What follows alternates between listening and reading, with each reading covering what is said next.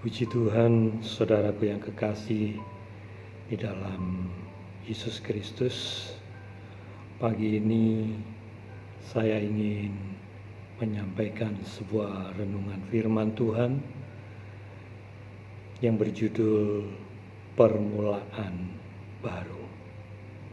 Sebelum kita lebih jauh mendengar firman Tuhan, kita berdoa lebih dahulu. Bapa di dalam sorga, di dalam nama Tuhan Yesus Kristus, pagi ini, pagi yang indah ini Tuhan, kami ingin bersekutu menikmati kebaikan firman-Mu.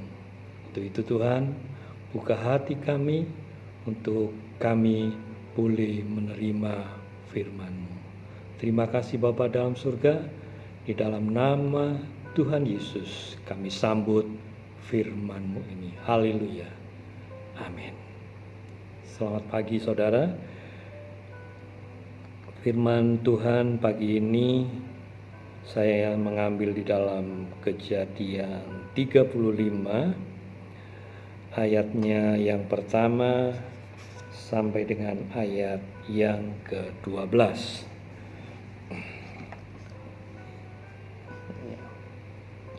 Untuk kita bisa memulai sesuatu yang baru, permulaan yang baru, maka kita akan belajar kepada Yakub. Bagaimana Yakub bisa memulai hal yang baru? Yakub memulai permulaan yang baru ketika Yakub mengadakan perdamaian, mengadakan rekonsiliasi dengan kakaknya Esau. Yakub yang selama ini dikejar-kejar ketakutan karena pernah membohongi, menipu Esau, ya. Maka dengan ketakutannya ini dia berusaha menemui kakaknya untuk mengadakan perdamaian supaya hidup yang di dalam ketakutan ini Yakub bisa memulai sesuatu yang baru. Ya. Kita akan melihat saat terjadinya rekonsiliasi umur Yakub 97 tahun. Jadi di sini saya mencatat bahwa umur tidak bisa menjadi ukuran kalau kita mau memulai hal-hal yang baru. Kita akan lihat dari Kejadian 35 tadi, ayat yang pertama sampai ayat yang ke-12. Saya akan membagikan sesuatu ya tentang hal-hal apa yang harus kita perbarui untuk kita bisa berdamai dengan keadaan-keadaan di sekeliling kita. Yang pertama, kita harus membangun satu keintiman yang baru dengan Tuhan. Kita lihat di ayat yang pertama, Kejadian 35 ayat yang pertama, demikian bunyinya, Allah berfirman kepada Yakub, bersiaplah, pergilah ke Betel, tinggallah di situ dan buatlah di situ mezbah bagi Allah yang telah menampakkan diri kepadamu ketika engkau lari dari Esau kakakmu. Ya. Di sini dikatakan tinggallah di situ. Ya, bahasa Inggris katakan to dwell. Dalam bahasa Ibrani artinya yasaf, yang berarti ya tinggal di situ, yang berarti ada hubungan suami istri, ada satu tinggal di satu rumah, tinggal di satu rumah tangga yang ada hubungan intim seperti suami istri. Ya. Jadi kita untuk memulai sesuatu yang baru, kita mau mengadakan hubungan yang intim, membangun hubungan yang baru dengan Tuhan. Kita mau mempersiapkan membuka mezbah ya untuk Tuhan. Supaya apa? Hidup kita yang mengalami ketakutan demi ketakutan ya, setelah ada hubungan intim yang baru dengan Tuhan, setelah kita memperbaiki hubungan yang baru dengan Tuhan, hidup kita ya tidak ada ketakutan lagi. Hidup kita menjadi baru. Ya, itu yang pertama. Yang kedua, untuk memulai sesuatu yang baru, kita mau mempunyai sikap yang baru. Ya, ada attitude yang baru. Kita mau lihat di ayat yang kedua, Kejadian 35. Ya.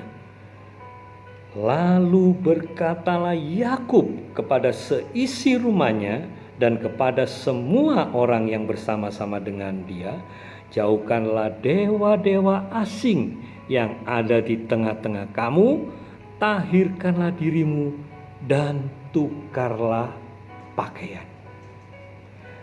Tukarlah pakaianmu, change your garment. Ya, tukar pakaianmu. Artinya apa? Hidup kita yang lama, sikap kita yang lama, yang tidak berkenan di hadapan Tuhan, kita ganti. Kita rubah dengan pakaian yang baru. Kita rubah dengan sikap yang baru di dalam Tuhan. Kalau kita menggantikan pakaian kita yang kemarin banyak kenajisan, yang kemarin banyak dosa, kita ganti pakaian kita yang baru dengan pakaian yang masih bersih. Kita mau rubah sikap kita yang dulu suka marah, yang dulu suka berbuat yang tidak baik, kita ganti dengan sikap yang baru. Yang kemarin tidak ramah, yang kemarin suka marah-marah, kita rubah pakaian kita dengan pakaian yang baru. Kita ganti pakaian kita ganti sikap kita. Ya, karakter kita, hidup kita ganti dengan karakter Kristus. Baju kebenaran dari Tuhan Yesus. Yang ketiga, ada otoritas yang baru. Ya, kita lihat di ayat yang keempat. Ayat yang keempat berbunyi, mereka menyerahkan kepada Yakub segala dewa asing yang dipunyai mereka dan anting-anting yang ada di telinga mereka. Lalu Yakub menanamnya di bawah pohon besar yang dekat Sikem. Artinya apa? Kita ganti kekuatan-kekuatan kita yang kemarin kita mengandalkan kekuatan berhala-berhala, dewa-dewa asing, seperti tadi dikatakan firman Tuhan. Yang kemarin kita menggunakan kekuatan kita, yang kemarin kita menggunakan kekuatan di luar Tuhan. Pagi ini kita mau ganti ya otoritas yang ada di dalam kita. Yang kemarin mengandalkan kekuatan kita, yang kemarin membuat hidup kita sepertinya tidak ada yang lain, tidak ada Tuhan lagi. Kita mau ganti hidup kita. Kita menyerahkan hidup kita menyerahkan otoritas hidup kita kepada Tuhan Yesus. Ya, kita mau ganti, bahkan kita mau tanam katanya. Ya, keangkuhan, kesombongan, segala kemampuan, kekuatan yang membuat kita tidak percaya sama Tuhan, yang kita cuma mau mengandalkan hidup kita, mengandalkan kekuatan hidup kita mau kubur dalam-dalam. Kita berserah kepada Tuhan, menyerahkan hidup kita kepada Tuhan, menyerahkan otoritas hidup kita hanya kepada Tuhan Yesus. Yang keempat, Kita lihat di ayat yang ke-10. Ya. Ayat yang ke-10 firman Tuhan katakan, firman Allah kepadanya, namamu Yakub. Dari sekarang namamu bukan lagi Yakub, melainkan Israel. Itulah yang akan menjadi namamu. Maka Allah menamai dia Israel. Ya.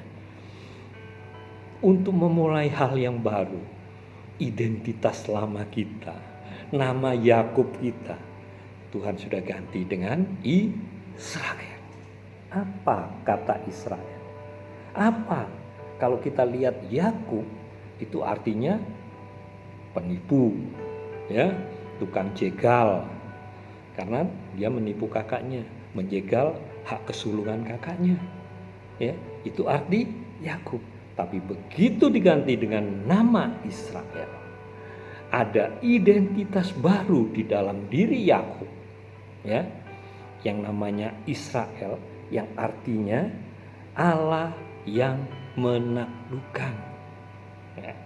Jadi identitas lama dari Yakub yang seorang penipu, yang seorang tukang jegal, Tuhan mau ganti. Ya, kita pun sama. Yang kemarin kita hidup kita tidak ada kebenaran. Hidup kita banyak melakukan hal-hal yang jahat. Hidup kita banyak melakukan sesuatu yang tidak diperkenan di hadapan Tuhan. Pagi ini Tuhan mau kita menggunakan identitas yang baru, new identity buat kita, ya, menggunakan identitas baru. Yang kemarin mungkin hidup kita tidak karu-karuan, ya, yang hidup kita kemarin suka menipu, suka berbohong, tidak jujur, melakukan hal-hal yang jahat. Pagi ini Tuhan akan memberi kita identitas baru. Di dalam kita memulai kehidupan kita yang baru. Ya, yang kelima, kita akan lihat di ayat yang ke-11 dan ayat yang ke-12. Lagi firman Allah kepadanya, akulah Allah yang maha kuasa, beranak cuculah dan bertambah banyak. Satu bangsa bahkan sekumpulan bangsa-bangsa akan terjadi daripadamu, dan raja-raja akan berasal daripadamu. Dan negeri ini yang telah kuberikan kepada Abraham dan kepada Ishak akan kuberikan kepadamu dan juga kepada keturunanmu. Haleluya. Kita akan mendapat berkat yang baru, new blessing. Kalau kita mau mengadakan perdamaian dengan Tuhan, Tuhan akan memberikan berkat-berkat yang baru. Berkat-berkat yang baru bagaimana? Kalau Abraham, ya, Tuhan mengatakan beranak cucu, berkat sampai anak cucu. Tapi firman Tuhan tadi katakan, ya, beranak cuculah dan bertambah banyak, satu bangsa bahkan sekumpulan bangsa-bangsa akan terjadi daripadamu. Loh, berkatnya berlimpah-limpah. Kalau kemarin berkat Abraham cuma sampai kepada anak cucu, tapi kita, ya, kita keturunan kita akan menjadi berkat buat bangsa-bangsa, buat satu bangsa, mungkin bahkan seluruh dunia. Anak keturunan kita akan menjadi berkat. Tuhan akan memberikan berkat yang baru kalau hidup kita ada perdamaian, ada rekonsiliasi dengan Tuhan. Kita mau hidup kita menjadi berkat buat orang banyak. Bukan hanya keluarga, anak kita, sekeliling kita, tapi buat seluruh bangsa. Maukah saudara kita diberkati?